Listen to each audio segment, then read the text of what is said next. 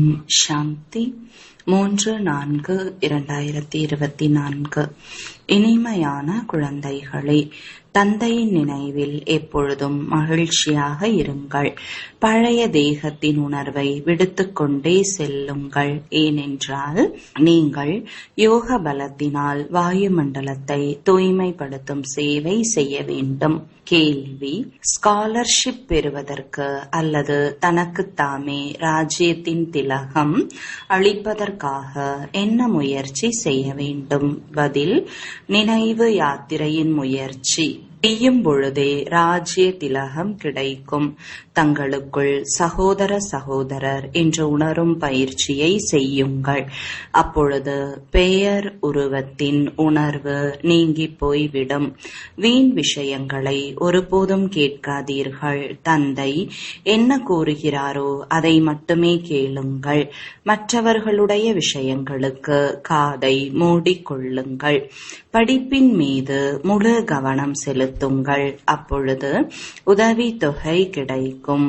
ஓம் சாந்தி சாந்தி. நாம் ஸ்ரீமத் படி நமக்காக அரசாட்சியை உருவாக்கி கொண்டிருக்கிறோம் என்பதை குழந்தைகள் அறிந்துள்ளார்கள். யார் எவ்வளவு சேவை செய்கிறார்களோ மனம், சொல், செயல் மூலமாக தங்களுக்கே நன்மை செய்கிறார்கள். இதில் குழப்பமடைவதற்கான விஷயம் எதுவும் இல்லை. இந்த பழைய தேகத்தின் உணர்வை விட்டபடியே நீங்கள் அங்கு வந்து சேர்ந்து விடுகிறீர்கள். அவ்வளவுதான். பாபாவை நினைவு செய்வதால் மகிழ்ச்சி அதிகமாக ஏற்படுகிறது. எப்பொழுதும் நினைவு இருந்தால் மகிழ்ச்சியாகவே இருக்கும். தந்தையை மறந்து விடுவதால் வாடிப்போய் விடுகிறார்கள். குழந்தைகள் எப்பொழுதும் மகிழ்ச்சியுடன் இருக்க வேண்டும். நாம் ஆத்மாக்கள் ஆவோம். ஆத்மாக்களாகிய நமது தந்தை இந்த வாய் மூலமாக பேசுகிறார். நாம் ஆத்மா இந்த காதுகள் மூலமாக கேட்கிறோம். இதுபோல நமது பழக்கத்தை ஏற்படுத்திக் கொள்வதற்கு முயற்சி செய்ய வேண்டி உள்ளது. தந்தையை நினைவு செய்து செய்து வீடு திரும்பிச் செல்ல வேண்டும். இந்த நினைவு யாத்திரை தான் அதிக சக்தி அளிக்கிறது. உங்களுக்கு எவ்வளவு சக்தி கிடைக்கிறது என்றால் நீங்கள் உலகின் எஜமானராகி விடுகிறீர்கள்.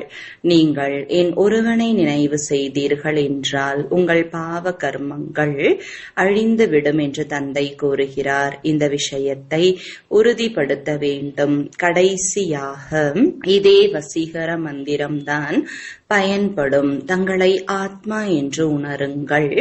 இந்த சரீரம் அழியக்கூடியது என்ற இதே செய்தியை அனைவருக்கும் கொடுக்க வேண்டும். என்னை நினைவு செய்தீர்கள் என்றால் தூய்மையாகி விடுவீர்கள் என்பது தந்தையின் கட்டளையாகும். குழந்தைகளாகிய நீங்கள் தந்தையின் நினைவில் அமர்ந்து இருக்கிறீர்கள். கூடவே ஞானமும் இருக்கிறது. ஏனென்றால் நீங்கள் படைப்பவர் மற்றும் படைப்பின் முதலிடை கடைசியை அறிந்துள்ளீர்கள். ஆத்மாவில் முழு ஞானமும் உள்ளது. நீங்கள் சுய தரிசன சக்கரத்தை சுற்றுபவர் ஆவீர்கள். உங்களுக்கு இங்கு அமர்ந்தபடியே அதிகமான சம்பாத்தியமாகிக் கொண்டிருக்கிறது. உங்களுக்கு இரவு பகலாக வருமானமே வருமானம்தான். நீங்கள் உண்மையான வருமானத்தை செய்வதற்காக இங்கு வருகிறீர்கள். கூடவே வரக்கூடிய உண்மையான சம்பாத்தியம் வேறு எங்கும் கிடைப்பது இல்லை. இங்கு உங்களுக்கு வேறு எந்த தொழிலும் கிடையாது. வாயுமண்டலம் கூட அதுபோல உள்ளது. நீங்கள் யோக பலத்தால் வாயுமண்டலத்தையும் தூய்மைப்படுத்துகிறீர்கள். நீங்கள் அதிகமாக சேவை செய்து கொண்டிருக்கிறீர்கள். யார் தங்களது சேவை செய்கிறார்களோ அவர்களே பாரதத்திற்கு சேவை செய்கிறார்கள். பிறகு இந்த உலகம் கூட இருக்காது. நீங்களும் இருக்க மாட்டீர்கள். உலகமே புதியதாக ஆகிவிடும். குழந்தைகளாகிய உங்களது புத்தியில் முழு ஞானமும் உள்ளது. முந்தைய கல்பத்தில் யார் சேவை செய்தார்களோ அவர்களே இப்பொழுதும் செய்து கொண்டிருக்கிறார்கள் என்பதை அறிந்துள்ளீர்கள். நாளுக்கு நாள் அநேகரை தங்களுக்கு சமமாக ஆக்கிக் கொண்டே இருக்கிறார்கள். இந்த ஞானத்தை கேட்டு மிகவும் மகிழ்ச்சி ஏற்படுகிறது, மயிர்கூச்செரிகிறது. கூறுகிறார்கள், இந்த ஞானம் இதுவரையிலும் யாரிடமிருந்தும் கேட்கவே இல்லை. பிராமணர்களாகிய உங்களிடம்தான் கேட்கிறார்கள். பக்தி மார்க்கத்திலோ முயற்சி ஒன்றும் இல்லை. இதில் பழைய உலகம் முழுவதையும் மறக்க வேண்டி உள்ளது. இந்த எல்லை இல்லாத துறவரத்தை தந்தைதான் செய்விக்கிறார். குழந்தைகளாகிய நீங்களும் கூட வரிசைப்படியாக தான் உள்ளீர்கள். மகிழ்ச்சியிலும் வரிசைப்படியாக உள்ளது. ஒன்று போல இல்லை. ஞானம் கூட ஒரே மாதிரி இல்லை. மற்ற அனைத்து மனிதர்களும் தேகதாரிகளிடம் செல்கிறார்கள். இங்கு நீங்கள் தனக்கென்று தேகம் யாருக்கு இல்லையோ அவரிடம் வருகிறீர்கள். எந்த அளவு நினைவின் முயற்சி செய்து கொண்டே இருப்பீர்களோ அந்த அளவு சதோ பிரதானமாக ஆகிக் கொண்டே செல்வீர்கள். மகிழ்ச்சி அதிகரித்து கொண்டே இருக்கும். இது ஆத்மா மற்றும் பரமாத்மாவின் தூய்மையான அன்பு ஆகும். அவர் நிராகாரமாக இருக்கிறார். உங்களுடைய துரு எந்த அளவு நீங்கிக் கொண்டு போகுமோ அந்த அளவு ஈர்ப்பு ஏற்படும். நாம் எவ்வளவு மகிழ்ச்சியில் இருக்கிறோம் என்று உங்களது அளவை நீங்கள் பார்க்க முடியும். இதில் ஆசனம் போன்றவை செய்ய வேண்டிய அவசியம் இல்லை. ஹட யோகம் அல்ல. ஓய்வாக அமர்ந்து பாபாவை நினைவு செய்து கொண்டே இருங்கள். படுத்தபடியே கூட நினைவு செய்ய முடியும். எல்லை இல்லாத தந்தை கூறுகிறார், என்னை நினைவு செய்தீர்கள் என்றால் நீங்கள் சதோ பிரதானமாக ஆகிவிடுவீர்கள் மற்றும் பாவங்கள் நீங்கிவிடும். ஆசிரியராகவும் சத்குருவாகவும் இருக்கும் உங்களது எல்லை இல்லாத தந்தையை மிக அன்போடு நினைவு செய்ய வேண்டும். இதில்தான் மாயை தடையை ஏற்படுத்துகிறது. நான் தந்தையின் நினைவில் இருந்து மகிழ்ச்சியுடன் உணவை உட்கொண்டேனா என்று பார்க்க வேண்டும். நாயகிக்கு நாயகன் கிடைத்துள்ளார் என்றால் அவசியம் மகிழ்ச்சி ஏற்படும் அல்லவா? நினைவில் இருப்பதால் உங்களது சேமிப்பு அதிகரித்து கொண்டே இருக்கும். குறிக்கோள் மிகவும் உயர்ந்தது. எப்படி இருந்த நீங்கள் எப்படி ஆகிறீர்கள்? முதலில் அறிவற்றவர்களாக இருந்தீர்கள். இப்போது நீங்கள் மிகவும் புத்திசாலிகளாக ஆகியுள்ளீர்கள். உங்களது லட்சியம் எவ்வளவு முதல் தரமானதாக உள்ளது. நாம் பாபாவை நினைவு செய்து செய்து இந்த பழைய தோலை விடுத்து புதியதை பெறுவோம். கர்மாதீத் நிலை ஏற்படும் பொழுது பிறகு இந்த சட்டையை விட்டு விடுவோம். பக்கத்தில் வர வர வீடு நினைவிற்கு வருகிறது அல்லவா? பாபாவின் ஞானம் மிகவும் இனிமையானது. குழந்தைகளுக்கு எவ்வளவு போதை ஏறி இருக்க வேண்டும். பகவான் இந்த ரதத்தில் வந்து உங்களுக்கு கற்பிக்கிறார். இப்பொழுது உங்களுக்கு முன்னேறும் கலை ஆகும் பொழுது உங்கள் காரணமாக அனைவருக்கும் நன்மை ஏற்படுகிறது. நீங்கள் ஒன்றும் புது விஷயங்களை கேட்டுக்கொண்டு இருக்கவில்லை. அநேக முறை கேட்டிருக்கிறீர்கள். அதையே மீண்டும் கேட்டுக்கொண்டிருக்கிறோம் என்பதை அறிந்துள்ளீர்கள். கேட்பதாலேயே உள்ளுக்குள் மெய் மறந்தவராக ஆகிக் கொண்டிருப்பீர்கள். நீங்கள் யாருக்கும் தெரியாத குப்தமான போர் வீரர்கள், மிகவும் பெயர் பெற்றவர்களாகவும் உள்ளீர்கள். நீங்கள் முழு உலகத்தை சொர்க்கமாக ஆக்குகிறீர்கள். அதனால்தான் தேவிகளுக்கு இவ்வளவு பூஜை நடக்கிறது. செய்பவர்கள் மற்றும் செய்விப்பவர்கள் இருவருக்கும் பூஜை ஆகிறது. தேவி தேவதா தர்மத்தின் நாற்று நடப்பட்டு கொண்டு இருக்கிறது என்பதை குழந்தைகள் அறிந்துள்ளீர்கள்.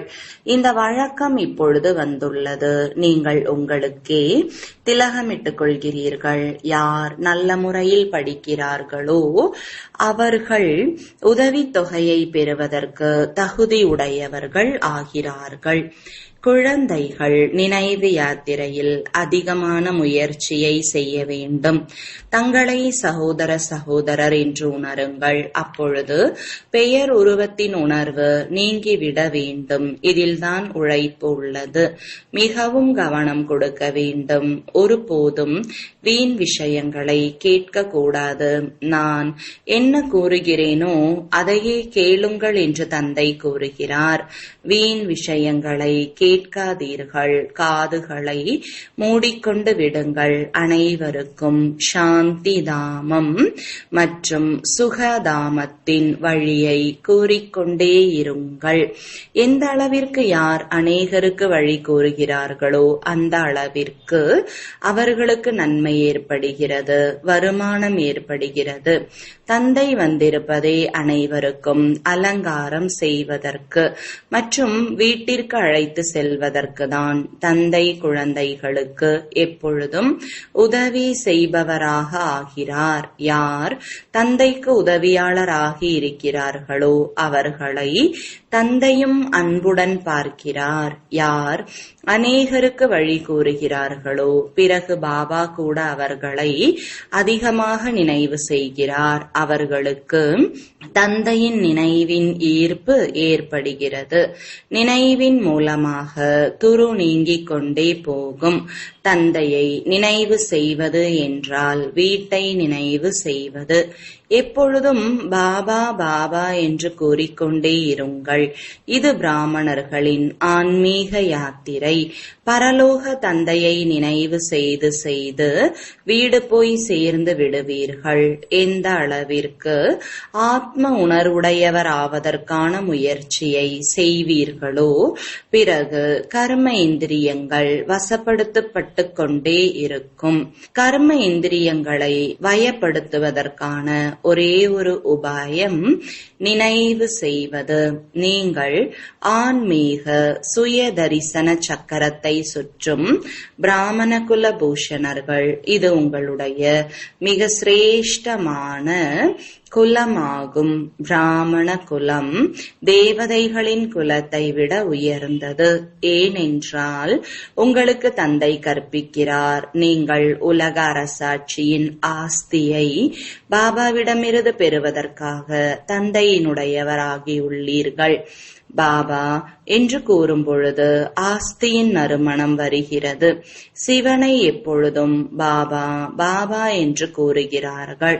சிவ பாபா தான் சத்கதி வழங்கும் வள்ளல். வேறு யாரும் சத்கதியை அளிக்க முடியாது.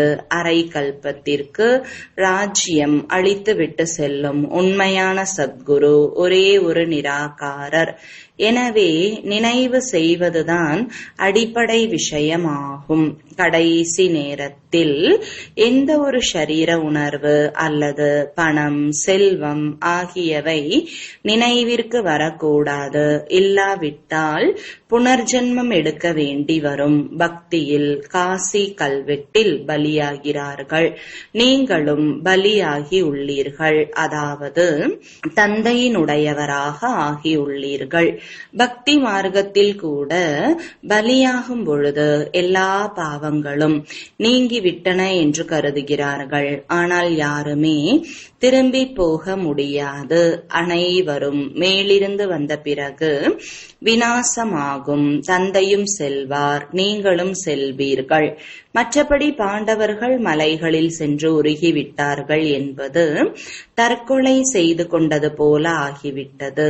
தந்தை நல்ல முறையில் புரிய வைக்கிறார். குழந்தைகளே, அனைவரின் சத்கதி வழங்கும் வள்ளல் நான் ஒருவனாவேன். எந்த ஒரு தேகதாரியும் உங்களுக்கு சத்கதியை அளிக்க முடியாது. பக்தியில் படி இறங்கிக் கொண்டே வந்துள்ளீர்கள். கடைசியில் தந்தை வந்து ஏற்றுகிறார். இதற்கு திடீரென்று எல்லை இல்லாத சுகத்தின் லாட்டரி கிடைக்கிறது என்று கூறப்படுகிறது. அது குதிரை பந்தயம். இது ஆத்மாக்களின் பந்தயம். ஆனால் மாயையின் காரணமாக விபத்துகள் ஏற்பட்டு விடுகின்றன. அல்லது கைவிட்டு போய்விடுகிறார்கள். மாயை புத்தியின் நினைவை துண்டித்து விடுகிறது. காமத்திடம் தோற்றுவிட்டார்கள் என்றால் செய்த சம்பாத்தியம் இல்லாமல் போய்விடுகிறது. காமம் பெரிய பூதமாகும். காமத்தின் மீது வெற்றியடையும் பொழுது உலகை வென்றவர் ஆவீர்கள். லக்ஷ்மி நாராயணர் உலகத்தை வென்றவர்களாக இருந்தார்கள். இந்த கடைசி பிறவியில் அவசியம் தூய்மையாக ஆக வேண்டும். அப்பொழுதுதான் வெற்றி கிடைக்கும் என்று தந்தை கூறுகிறார். இல்லாவிட்டால் தோற்றுப்போய் விடுவீர்கள். இது மரண உலகத்தின் கடைசி பிறவி. அமர உலகத்தில் 21 பிறவிகள் மற்றும் மரண உலகத்தில் 63 பிறவிகளின் ரகசியத்தை தந்தைதான் புரிய வைக்கிறார். நாம் லக்ஷ்மி நாராயணர் ஆவதற்கான தகுதியுடையவராக உள்ளோமா என்று இப்பொழுது உங்கள் இதயத்தை கேளுங்கள். எந்த அளவிற்கு தாரணை ஆகிக்கொண்டே இருக்குமோ அந்த அளவு மகிழ்ச்சியும் இருக்கும். ஆனால் அதிர்ஷ்டத்தில் இல்லை என்றால் மாயை நிலைக்க விடுவது இல்லை. இந்த மதுவனத்தின் தாக்கம் நாளுக்கு நாள் அதிகரித்து கொண்டே இருக்கும். முக்கிய பேட்டரி இங்குள்ளது. சேவை செய்யும் குழந்தைகள்தான் தந்தைக்கு மிக பிரியமானவர்களாக உள்ளார்கள். நல்ல சேவை செய்யும் குழந்தைகளை தேர்ந்தெடுத்து பாபா அவர்களுக்கு சக்தி அளிக்கிறார். அவர்களும் அவசியம் பாபாவை நினைவு செய்கிறார்கள். சேவை செய்யும் குழந்தைகளை பாப் தாதா இருவரும் நினைவு செய்கிறார்கள், சக்தி அளிக்கிறார்கள். நினைவு செய்தீர்கள் என்றால் நினைவிற்கு பதில் கிடைக்கும் என்று கூறுகிறார்கள். ஒரு புறம் முழு உலகம் உள்ளது, மறுபக்கம் உண்மையான பிராமணர்களாகிய நீங்கள் உள்ளீர்கள். உயர்ந்ததிலும் உயர்ந்த தந்தையான அனைவரின் சத்கதி வழங்கும் வள்ளலுக்கு நீங்கள் குழந்தைகள். உங்களது இந்த திவ்யமான பிறவி வைரத்திற்கு சமமானது. நம்மை கிளிஞ்சலிலிருந்து வைரமாக அவரே ஆக்குகிறார்.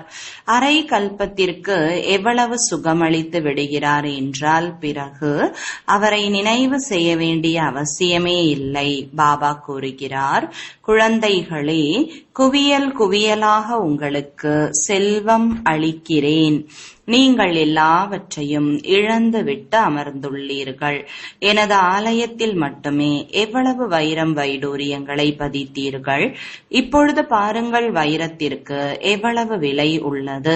முந்தைய காலத்தில் வைரங்கள் மீது கூட உபரி கிடைத்து கொண்டிருந்தது. இப்பொழுது காய்கறிகளுக்கு கூட உபரி கிடைப்பது இல்லை. எப்படி ராஜ்யத்தை அடைந்தோம், எப்படி இழந்தோம் என்பதை நீங்கள் அறிந்துள்ளீர்கள். இப்பொழுது மீண்டும் அடைந்து கொண்டிருக்கிறோம். இந்த ஞானம் மிகவும் அதிசயமானது. ஒருவருடைய புத்தியில் பதிவது கடினமாக உள்ளது. ராஜ்யம் பெற வேண்டும் என்றால் ஸ்ரீமத் படி முழுமையாக நடக்க வேண்டும். தங்களுடைய வழி பயன்படாது. உயிருடன் இருந்தே வானப்பிரஸ்தத்திற்கு செல்ல வேண்டும் என்றால் எல்லாவற்றையும் இவருக்கு அளிக்க வேண்டி இருக்கும். வாரிசாக ஆக்க வேண்டி இருக்கும். பக்தி மார்க்கத்தில் கூட வாரிசாக ஆக்குகிறார்கள், தானம் செய்கிறார்கள். ஆனால் சொர்ப காலத்திற்கு இங்கோ பல பிறவிகளுக்கு இவரை வாரிசாக ஆக்க வேண்டி உள்ளது. தந்தையை பின்பற்றுங்கள் என்ற பாடலும் உள்ளது. யார் பின்பற்றுகிறார்களோ அவர்கள் உயர்ந்த பதவியை அடைகிறார்கள். எல்லை இல்லாத தந்தையினுடையவர் ஆகும் பொழுதே எல்லை இல்லாத ஆஸ்தியை பெறுவீர்கள். சிவபாபா வள்ளலாவார். இந்த பண்டகசாலை அவருடையது. இறைவனின் பெயரில் தானம் செய்பவர்களுக்கு அடுத்த பிறவியில் அற்பகால சுகம் கிடைக்கிறது. அது மறைமுகமானது, இது நேரடியானது. சிவபாபா 21 பிறவிகளுக்கு அளிக்கிறார். ஒரு சிலரது புத்தியில் நாம் சிவபாபாவிற்கு கொடுக்கிறோம் என்ற எண்ணம் வருகிறது. இது அவமதிப்பது போல. கொடுப்பதை பெறுவதற்காக தான் இது பாபாவின் களஞ்சியம். மரணம் விலகி போய் விடுகிறது. குழந்தைகள் அமர உலகத்திற்காக படிக்கிறார்கள். இது முட்களின் காடு. பாபா மலர்களின் தோட்டத்திற்கு அழைத்து செல்கிறார். எனவே குழந்தைகளுக்கு அதிகமான மகிழ்ச்சி இருக்க வேண்டும். தெய்வீக குணங்களை தாரணை செய்ய வேண்டும்.